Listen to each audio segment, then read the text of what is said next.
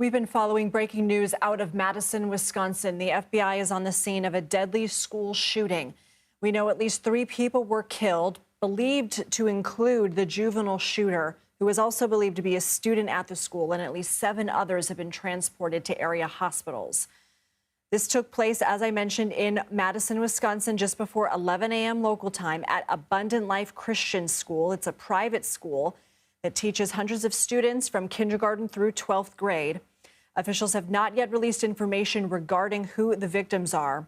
We know that the president has been briefed on the incident, and the FBI and the ATF are on the scene and assisting in the investigation. Here's the Madison police chief. Today, around 10:57 a.m., our officers were responding to a call of an active shooter at the Abundant Life Christian School here in Madison. When officers arrived, they found multiple victims suffering from gunshot wounds. We train on this almost quarterly. The last time we trained on this as commanders was approximately 2 weeks ago. The protocols are simple. Stop the killing, stop the dying, find out who's doing this. And the officers did that, and they did that adamantly. This is still a very active situation. People are being asked to avoid the area. In the last hour, police said they had already conducted a secondary search of the school, and they're working on a third search with bomb dogs, and they were also going to be clearing vehicles to make sure the threat was eliminated. Again, the person believed to be the shooter, is believed to be a student at the school, is deceased. Police did not fire their weapon, so it is believed that that person died of a self-inflicted gunshot wound. Just to give you an idea of the scope of the search, according to the school's website, the school sits on a 28-acre campus, which includes athletic fields, play areas, and parking. Here's what a neighbor told one of our crews near the scene. I came out to see my brother. We talked for a bit, and then he went home. And about, I'd say a minute later, there's like 20 cop cars that were going at a high rate of speed right past my house, and I knew something was up, so I was kind of worried. I knew it wasn't just a regular incident, it was something else. Anna Schecter is in Studio 57 with me. She's a senior coordinating producer for our CBS News Crime and Public Safety Unit. Also with us, former FBI Assistant Director and current Public Safety Consultant, Brian Boetig. I want to go ahead to Anna first. Anna, there's been a lot of information coming at us. I know you're tracking it all. What are some of your top lines? Well, the top lines that this was an active shooter situation with 3 deceased, including the shooter, 7 people injured. The local hospitals were triaging, were ready for this because there was good coordination early on, immediately between the police and those healthcare providers. But we still don't know anything about the shooter and the profile. I know that investigation is underway. So what investigators are doing now is they're seeking warrants to go to his home, obtain his laptop, cell phone, any device that he might have had, and they're going to go pouring through that, and they're going to be looking for anyone who might have worked with the shooter to help the shooter obtain the weapon, make the plan, or even provide encouragement to carry it out, because they're going to be casting a wide net looking at accountability, especially since the shooter is deceased. Those pieces of the puzzle, the accountability will be important. Obviously, not much solace to the families of the victims. But why is it so important to piece together that puzzle, find out a potential motive, and find out what, if any, help the shooter may have gotten? Well, that accountability is going to be key. What law enforcement want to do, because the suspect is deceased, is they want to make sure that every single individual who might have had anything to do with this is investigated, and if they committed any crimes, you have the justice system play out. Generally, in a situation like this, like recently at the Appalachia High School in Georgia, right now the shooter who killed 4 people in that high school, he has pleaded not guilty, but his father and him, they've been arraigned, and they are awaiting trial. So, of course, denied bail since, it's certain who carried this out. But all of that is what kind of the fabric of our society, in part, leans on a justice system that works and that holds people accountable. It's very important when something like this happens, investigators, they're playing a role in society that's very important, not just for the families of the victims, but also looking forward as a deterrent as well. That accountability is extremely important, and anyone in the law enforcement world, from a judge down to an investigator at a local police department, is playing an important role. And so that right now is underway.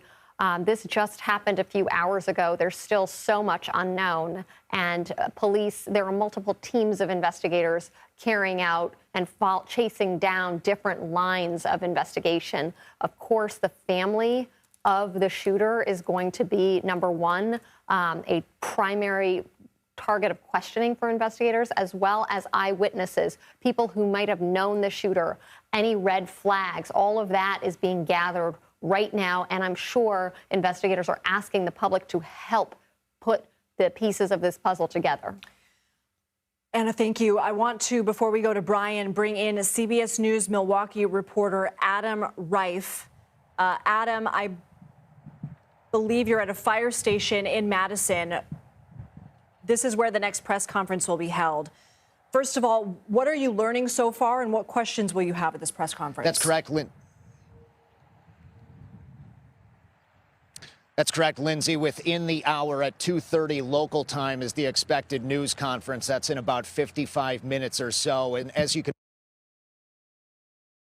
years, different locations as authorities try to spread out. They're moving the investigation to different areas. They're also trying to keep people away from ground zero where this happened. So there's a hospital location, there's a reunification zone. They're also trying to keep media in this area for the next stage of the briefing. So we expect to have that within the hour. A big question, as your guest just said, is how this person was able to get the gun. And that'll be a question for ATF as well as local police. That's one of the big things that we want to know, is how old this person was and how they were able to get the gun, what type of gun as well. A lot of people jump to conclusions, obviously, every time something like this happens and we have in mind what kind of gun this was. We certainly want to know for sure. One thing that we learned from the news briefing originally a couple hours ago from the police chief here in Madison was that this being a private in school, it does not fall under the same standards and purview as the local public school district. And so when it comes to security and some of the measures, the physical measures in place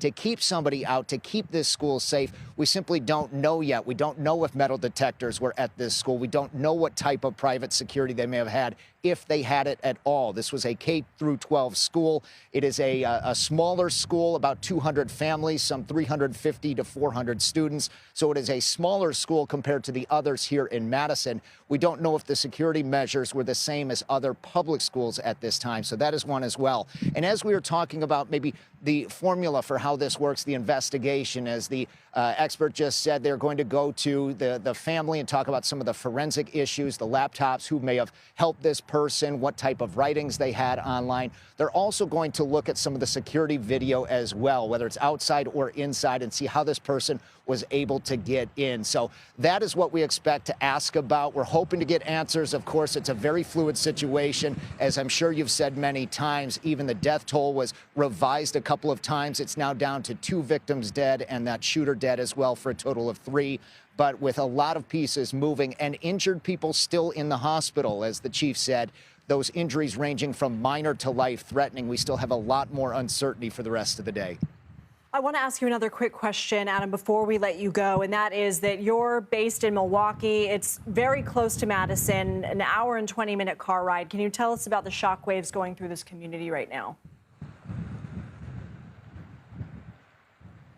Well, already we've had reaction throughout the state, as you can imagine, from local lawmakers to statewide lawmakers, even our senators weighing in as well, of course. But many other school districts are also keeping an eye on their security. We've had some unfounded concerns right now about other school safety issues throughout the Milwaukee area, as well as other parts of the state that we're keeping an eye on. Nothing concerning at this point, but other schools have talked about possible police presences at their schools. So it's something that anytime this happens, you tend to see copycats. That's what the federal authorities are concerned about over the next several days, of a copycat shooter or situation. But just today, in the past couple of hours, other school districts have said we have some police presence, or people have called in saying, I see a police presence at this school. And nothing concerning at this point, nothing confirmed. And oftentimes it could be something innocuous, but people are on edge anytime something like this happens, whether it's in their communities or not. Certainly, Adam Rife, thank you so much to you and your crew. While we've been talking, well, in the last hour or so, the school posted on its Facebook page, Abundant Life Christian School, posting prayers requested. Today we had an active shooter incident at ALCS. We are in the midst of following up. We will share information as we are able. Please pray for our Challenger family. I do want to bring in former FBI Assistant Director and current public safety consultant Brian Boetig with us now. And Brian, as you've been hearing us talk about this and hearing what the reporters have been saying, what stands out to you the most about what's going on right now and what answers still need to be answered? The thing I noticed when I'm watching some of the footage that you're relaying is it looks like the police department and fire department and all the emergency responders did an outstanding job. As you can see, the ambulances being able to get up to the front of the building. You know, more than a decade ago, all the police would respond to the scene and they would park as close to the building to run in and engage the active shooter, which would then make it almost impossible for ambulances to get up front. And you'd have to carry injured victims, you know, half a mile beyond all the traffic backup. So it looks like, as the chief said, that they did this training as recently as 2 weeks ago. It looks as though they've done an outstanding job in the response, and the number of victims that have died in this incident has probably been lowered because of that outstanding response, the ability for the emergency personnel that are going to be treating people for their medical injuries to get up to the front of the building and be able to leave and get to the hospital looks outstanding. I will mention why the FBI and ATF get involved. It wasn't until 2012 that there really was no federal nexus to these events. And then the passage by the Attorney General of the Investigative Assistance for Violent Crime Act of 2012 gave the FBI and other federal authorities the ability to respond and contribute to these, because these cases will have far-reaching implications way outside of Madison. There'll be subpoenas and search warrants that need to be served at service providers across the country, and it's overwhelming for a police department of any size, even in Madison. So the extra assistance that can be brought in by the federal authorities to help them with a lot of the victim services and investigative pieces, especially on the technology tracking and social media searches, brings a great resource to the table for them. You know, Brian, I want to ask you about something logistically, because we know that police were going to be doing a third search of the area and make sure that the threat was neutralized. According to its website, the school has a 28-acre campus. What is involved in clearing a campus of that size? That's where these additional resources are going to be so incredibly helpful from the local, state, county, and the federal authorities to be able to bring in dogs to see if any vehicle, again, we don't know how old this victim was and whether they were able to drive at this point, but leaving that car that they may have left behind at the scene on that campus somewhere, you know, may have explosives in it. We've seen that happen in the past with other active shooter incidents where the intent to harm first responders after the incident has been prevalent. So it will take a long time to be able to search this school facility, but it's an important step. And then every step that we do, going into his home and going into his bedroom, there's no telling what type of devices, you know, may be there, whether they're set up to injure first responders or just in a volatile mode that may cause some type of reaction. So it's going to be very slow and methodical. And I think that's what people have to be prepared for as this unfolds, is just that slow and methodical investigative process that needs to take place. Right. Brian Boetig, thank you so much. Our thanks to Anna Schecter as well. We are going to continue following this developing story as well as other news of the day. But for right now, we are going to take a break. We will be right back. You're watching CBS News 24/7.